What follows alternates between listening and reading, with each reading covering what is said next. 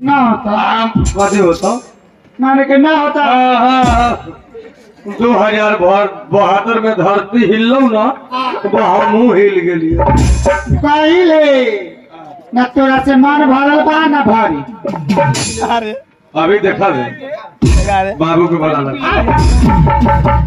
बढ़िया के हमें क्या दुकान में जा रहा बड़ी हम कीन के लिए आवे तू नीमन से नहा के तैयारी रहो पूजे ला। बाय बाय बाय बाय कामना के दुकान में कहले हो आवा देखे। अच्छा ठीक बजा रहल बाड़ी मिलल लाइन वैसन था। अच्छा मिलल है तो हम जाके कीन के लिए आ रहल बाड़ी ना यही मेरे भाग जाई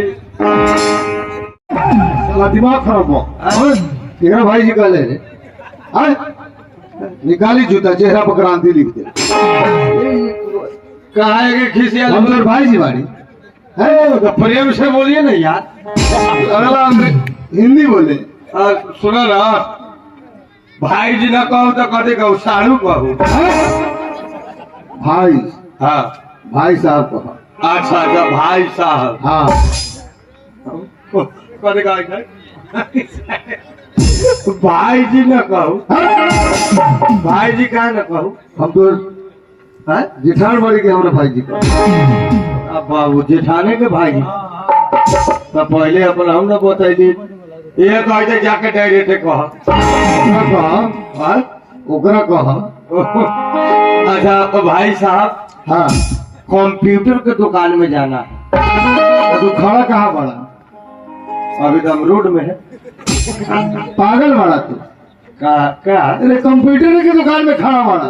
अच्छा कहे तारीख का है कंप्यूटर के दुकान में आ गेली। हाँ अपने के बारी हम कंप्यूटर बेचे वाला साव साहु जी हाँ हमारा एक पीस कंप्यूटर चाहिए। तोरा एक पीस लेवे के होके 4 पीस लेवे के होके गारंटी के साथ हमारा दुकान में कंप्यूटर मिलेला।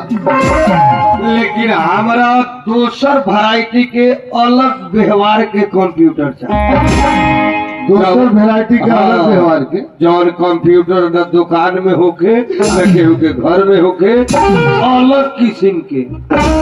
पागल बाड़े हाँ पूरा अलग किस्म के कंप्यूटर चाहिए ना दुकान में होके हाँ। न मार्केट जब दुकान में न हो तो ले आवे कहाँ से। बेचे वाला लंग होके हाँ दूसरा लंग ना हो। अच्छा अच्छा फरमाइशी फरमाइश हाँ ये कहा कि हम जो कंप्यूटर ले वैसे कंप्यूटर आता हाँ। केहू न खरीद ले हो वैसे कंप्यूटर चाहिए। तोरा हम पहले बता देली हमार परिवार के नाम बा वाईफाई। मेहरारू के नाम पर वाईफाई। हाँ हाँ पूछा ना पड़ोसिया होगा हमारा चाहिए कंप्यूटर चले वाला बोले वाला खाए वाला सोचे वाला बैठे वाला आवे वाला जाए वाला। अगर हम घरे न रही तो हमर काम सब करे मैं कंप्यूटर तो आज तक हमू न देखले बारी। बहुत छोट मोट दुकान में आ गए चले वाला बोले वाला ई जब घरे न रहे तो एक सारा काम करे वाला। परिवार हमार मेहरारू पढ़ल लिखल बा फरमाइशी बा। मिल जाए मिल जाए मिल जाए हाँ वैसन देवता वैसन पूजा मिल जाए। कौन के पूजा तोरा कंप्यूटर ले चाहिए। हाँ अरे एक पीस चाहिए कि 2 पीस सेम हमारा लेखा सेम तोहरा लेखा कई को फर्क न हाँ रिमोट सिस्टम रिमोट सिस्टम। हाँ चले वाला बोले वाला खाए वाला गाना गावे वाला हाँ डांस करे वाला डांस करे वाला और तू न रहो घरे तो तुम्हारा सारा काम देखे वाला वैसे कंप्यूटर चाहिए। जी सर जी हाँ? साहु जी दाम मालूम है कंप्यूटर के कैसन है पहले कंप्यूटर देखा बताओ नु दाम अगर बोल देव दाम पसंद होके तो हम लाए अगर सके वाला है बा कितना दाम ज्यादा नहीं थे। हाँ 3000 3 लाख एगो ला चलता 3 लाख हाँ चौकी लाई थे बस इतने में बता रहा तोरा से न की नहीं हमारा बारे में अपने की जानकारी नहीं सलामत तू है ये 150 बीघा जमीन तोरा की तोर बाबूजी के? ना हमार नाम में। तोरा नाम हाँ। हेलो, हमारा चाहिए वो इसरे कंप्यूटर पैसा के बात ना करो। अभी हम चाहम तो तोहर दुकान सहिते तोहरा सहिते किन ले। हमार दुकान तोरा खरीदे के नहीं के, हमरा किने के नहीं के। कितना पैसा? कंप्यूटर चाहे। 3 लाख रुपया। ना ना ना ना, पहला सामान देख ला। अभी पैसे को ना ना ना, पहला सामान पहला सामान देख ला, दे। पसंद हो जाए हाँ, पैसा गिन दिया, अपन सामान लेके चल। मतलब हम कपाड़ों पे तोरा हल्का बुझाई तारी। ना ना, हमार काम दाम बता एक बार ना पैसा निकाले देवा। टोला टोला देख। कोई के कोनो जरूरी नहीं के, पहले सामान देख ला। इन्हें सुना, ना ना, पहला सामान देख ला, पसंद हो जाए। तू देखने ला पहले, पैसा सामान में देखो। पैसा ना देखो। देखा हाँ? तू कैसे और हमारा यहाँ बैठा, अब देखा कंप्यूटर कैसे तोरा सामने आ। हाँ, ये बात है। पैसा के बाद पैसा के दाम गड़िए तो आ गए।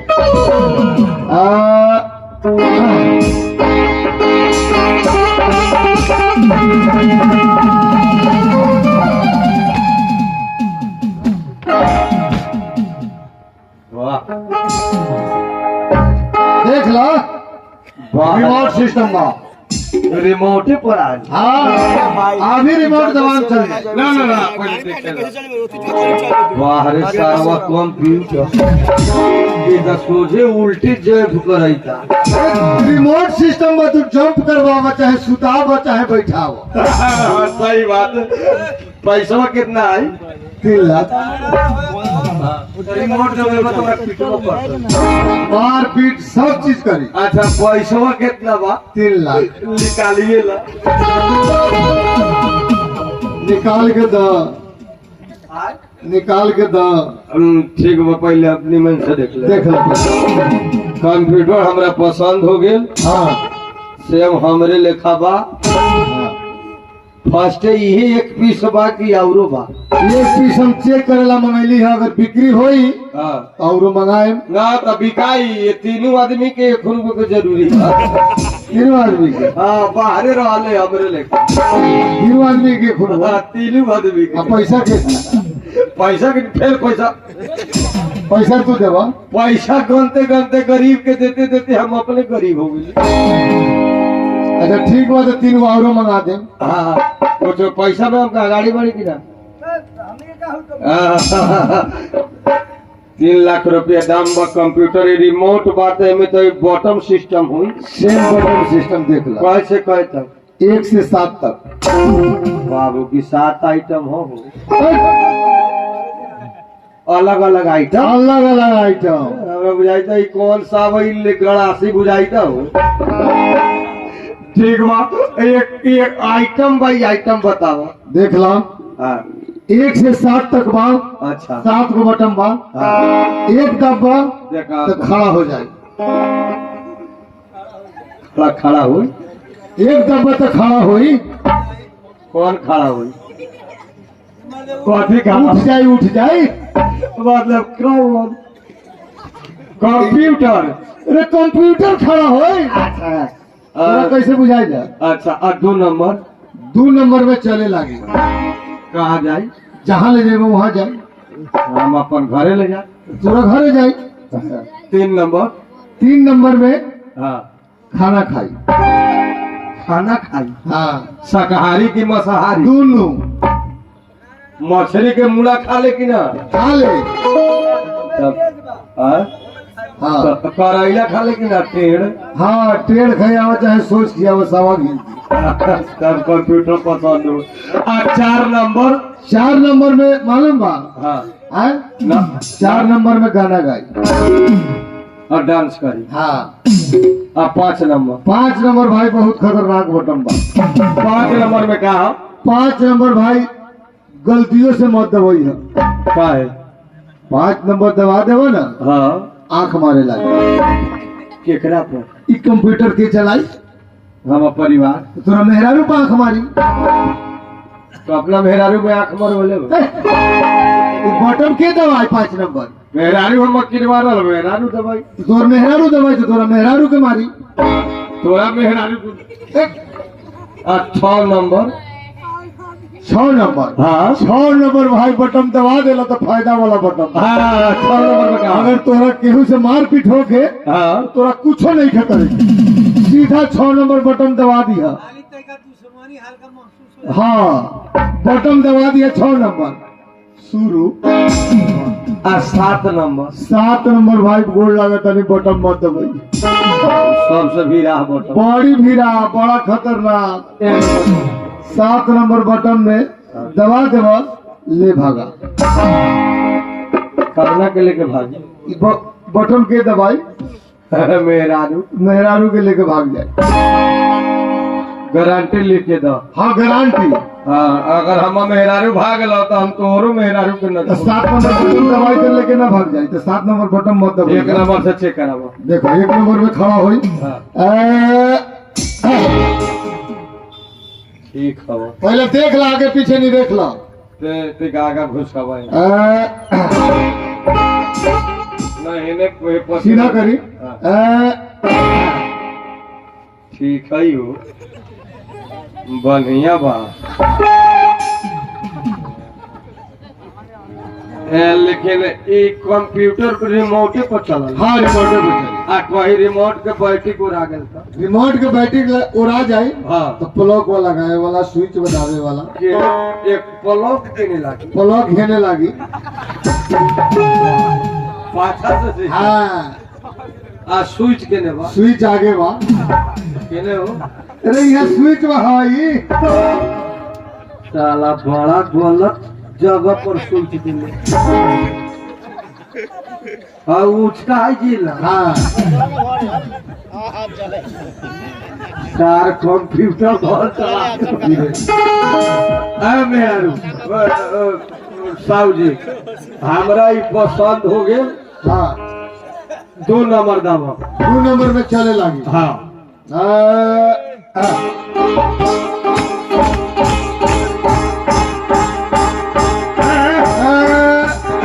ई आदमी के काहे पीठिए भाई एक आदमी चलाई कि कुत्ता चलाई? ना आदमी ये चला। तो आदमी चला तो आदमी के पीछे आई। हाँ 3 नंबर दाबा 3 नंबर में खाना खाए। हाँ 3 नंबर दाबा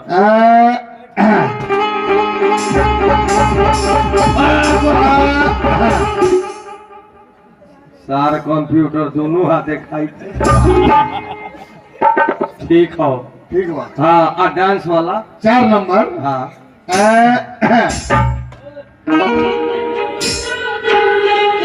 मोहन काहे नचा रहल बा? पागल बड़ा माने प्राइवेट कंप्यूटर पारिवारिक कंप्यूटर किना रहल बा परिवार के कंप्यूटर वाला। अभी का तोर मेहरारू के मन हो जाए गाना उना सुने के। अच्छा अच्छा अकेले रही हाँ नहीं तो खींच 5 नंबर 5 नंबर बटन दबाई तो आंख मारी समझ जा। हाँ ठीक बात हाँ।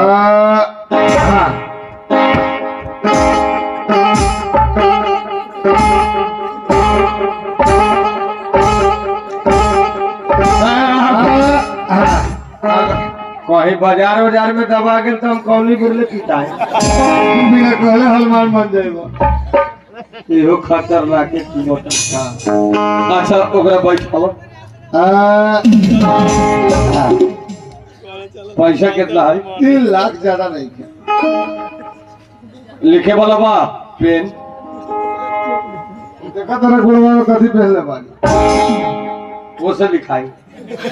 अभी ने तू कहला कि अभी कटी धैले बाड़ी अभी गिन ला एमे लिखे के कौन जरूरी बा? कहीं चेक कटबा का? हाँ चेक है चेक चेक के जरूरी नहीं है हमरा, नगद बा। तो अपन ही सेवा बोला इहो सेवा नहीं है हमरा। अब बैंक में कोनो में खाता नहीं के नगद पैसा बा।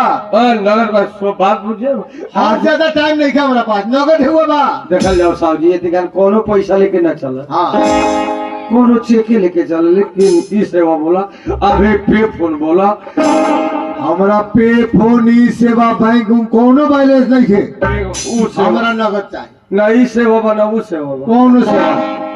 नगद पैसा बाकी कंप्यूटर गोदाम में भेज दुकान वाला बुझाई तो ई नया है का कहे थे कोनो व्यवस्था ना है ना ना एकर दुकान न चलता ए अभी का कहत लगी निकाल ला है निकाल ला पैसा तो न बेटे हाथ लगा निकाल के तो पॉकेट खर्चा रख ले बेटे में से पूरा कहा झाड़ तू सुना हाँ पैसा के बात नहीं के तू हमार सब एड्रेस लिख ला हाँ सब पता पता लिख ला ई सेवा हम लिख दे ऊपर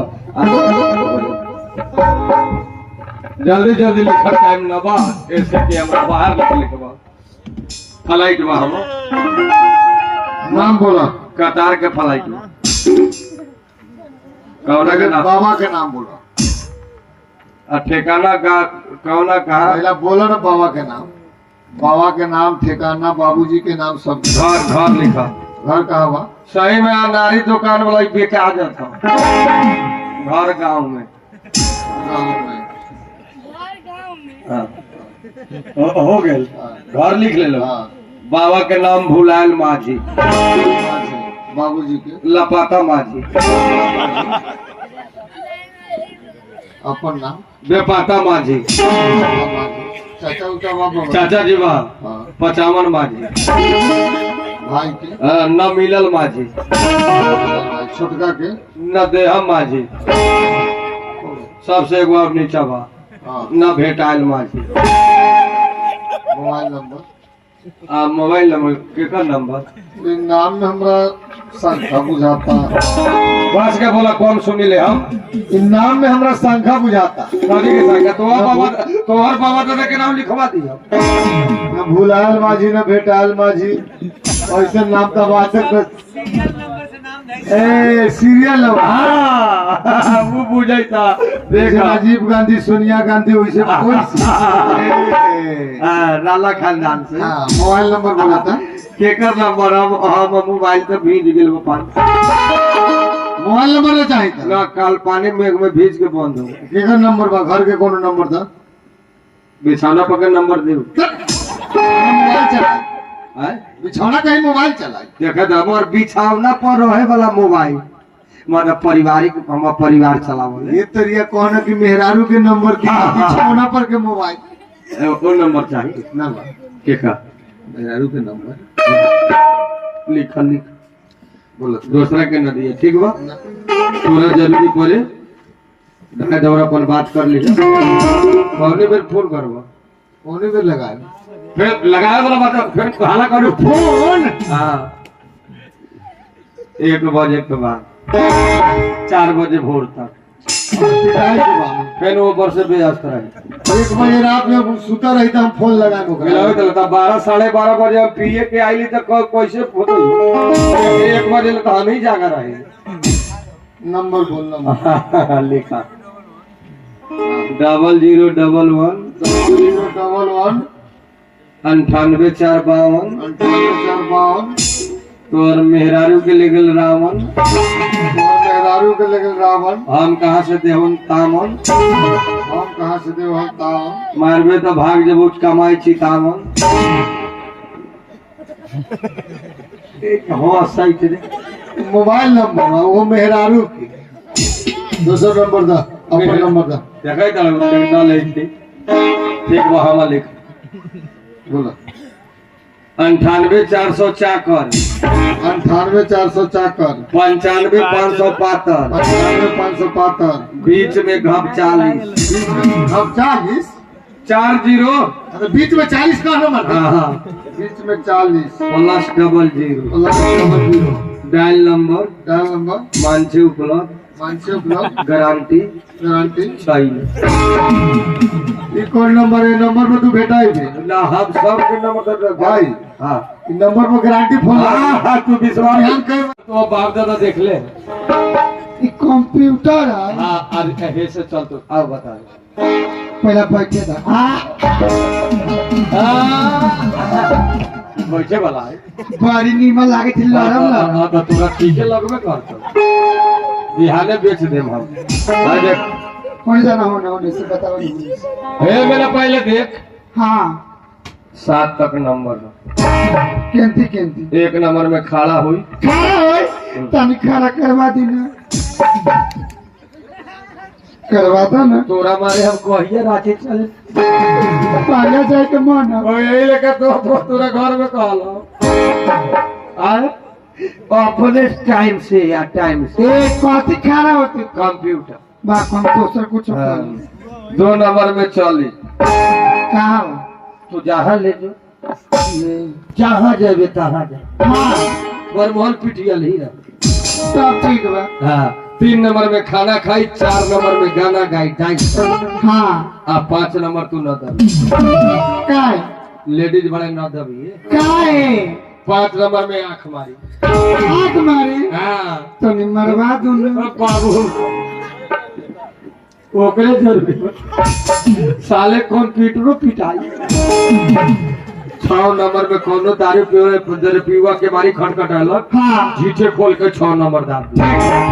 आ 7 नंबर में डाल काय ले भागा ना तब बता 1 नंबर देखे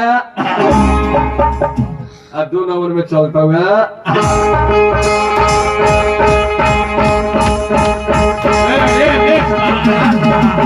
अब निमन हो गलो निमन है हाँ तो ठीक है दौड़े ताड़ू पाछा पाछा सतावे तो ठीक हुआ 3 नंबर में खाना खाइए के बेर 4 नंबर दो 4 नंबर हाँ खाना का टाइम में ना 3 नंबर दबा हाँ अभी तभी नाच देखाओ नाच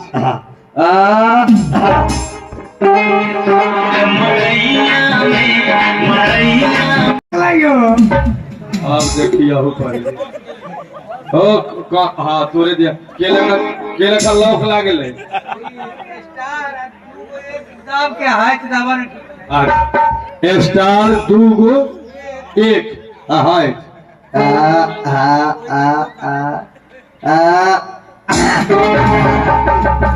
अब निमन भेला जा रे मोर दे छोड़ा बड़ा तब अब निमन हो गलो अब निमने जगह पकड़ ले छोड़ा बड़ा स्टार 2 11 है बाबू गो बाबू दूसरे पकड़े आगे तो कंप्यूटर आए चार भाई हाँ 5 देखाओ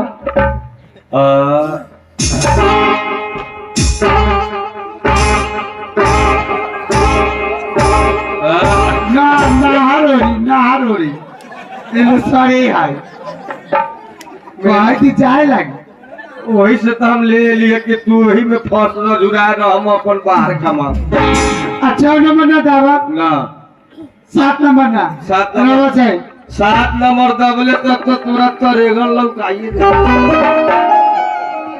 कहाँ है बोल कोई मां साहेब अपना लोग घर कंप्यूटर चाहिए ना चाहिए तो हम 7 नंबर दबावी तारी